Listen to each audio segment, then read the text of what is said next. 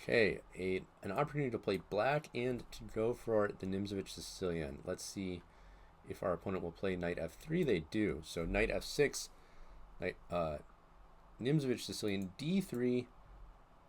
This is definitely one of the more chicken moves that white can respond with. We're just going to play knight c6, probably play d5 next move. e5 now. Now, this is definitely, compared to the main line with e5 before d3, this should be a lot better for us because we have knight c6 in, which is a great move. White has d3, which I don't think should be that helpful. And it even gives us this additional option. Knight g4 against e5 on the previous move would be a very bad idea because without this knight on c6, e5 is not threatened. White could just play h3 and our knight would have to go back. In this case, we are immediately threatening e5. So h3, we would say thank you for that pawn. So I think we can actually even go for this plan and just go directly after e5 with everything we've got. And even now, so my game plan is to just keep attacking e5 and yeah, I think we can just go ahead and take that. If queen e2, I was even considering f6, attacking it again and using the fact that this pawn is pinned. In this case though, I will just take that. I have to watch out for moves like knight b5 or knight d5, but I don't think anything bad is happening to me as far as I can see. So knight b5, I could play queen b8, I could play queen a5 check, which would force knight c3. Or I can even get tricky and go for a discovered attack. Not knight takes f3 check, because then queen takes f3. I mean, even that is fine. I can still play queen a5 check. But maybe knight takes d3 check, and then I win another pawn. It's pretty greedy, but I think I can get away with it.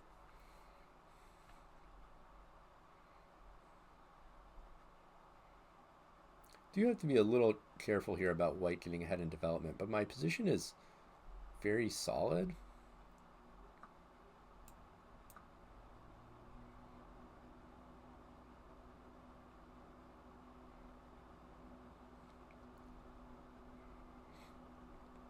If g3, I do have to go all the way back to b8 because I need to keep an eye on this c7 square.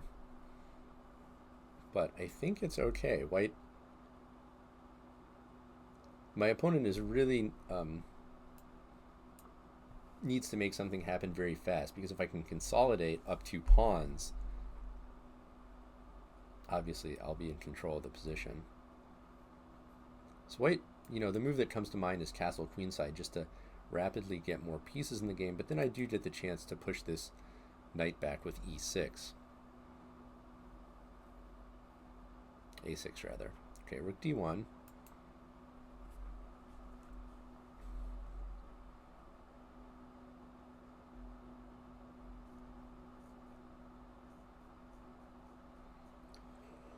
So it's kind of now or never, because if down 2 pawns, if they just start retreating, that should certainly be good for me. But I don't really see what choice my opponent has. I'm threatening to take that knight, and yeah, I don't think white has any threats. Now, I definitely want to start developing here, considering g6 or e6 to get this bishop into the game. Both look good. Let's just go e6 to give ourselves a little more central control. And now I'm thinking about bishop e7 castles. I'm thinking about d5 at some point.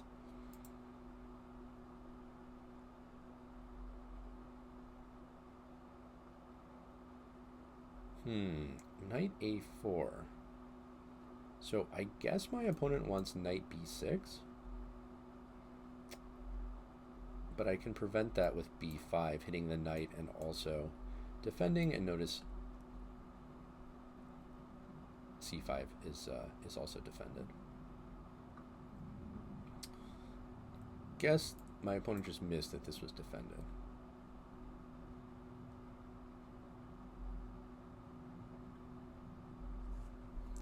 So that is a free piece, and it looks like we will be in time to finish developing. So things are looking good. I just have to avoid blundering something like bishop b7, queen takes d7. Okay, queen c3. Double attack, that is a tactic. However, walking into a much bigger tactic, bishop b4 with the pin.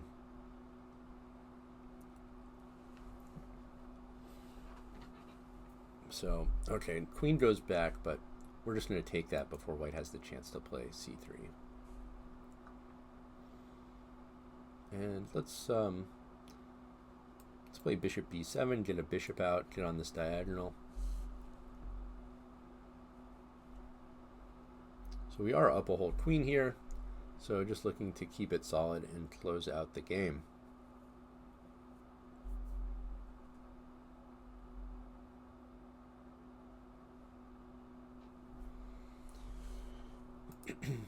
Thinking about playing knight e5 next, and yeah, let's go ahead and do that, exerting a lot of pressure on this diagonal.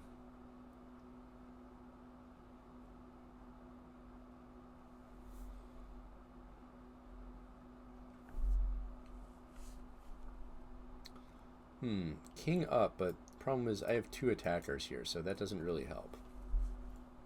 And in fact walks into another fork. I'm just gonna... do I have a forced checkmate? I don't know, I'll just keep taking stuff.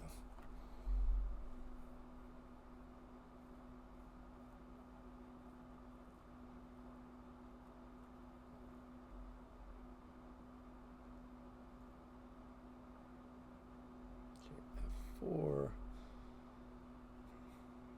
Let's get the queen involved with check. See if we can find a checkmate here. Rook blocks. Okay. Knight g4 check. Guess I can just attack this rook again.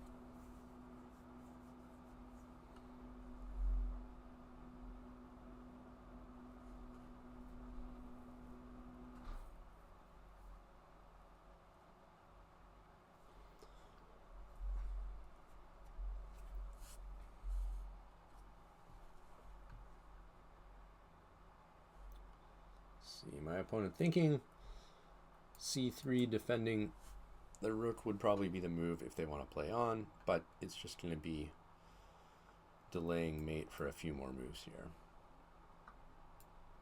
And let's bring in the rook.